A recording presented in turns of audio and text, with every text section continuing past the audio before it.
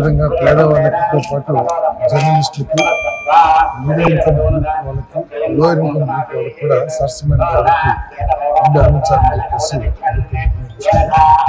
మరి ఈ రాష్ట్ర అభివృద్ధి కోసం, రాష్ట్ర సమస్యల నుంచి ఈ రాష్ట్రాన్ని కాపాడాలని కష్టపడుతున్న ముఖ్యమంత్రి గారు, ఉప ముఖ్యమంత్రి గారు, లోకేష్ గారు, తోడు దైవశక్తి కూడా తోడుగాలని వేడుకునే సహకారంగా ఉండాలని వేడుకున్నాను.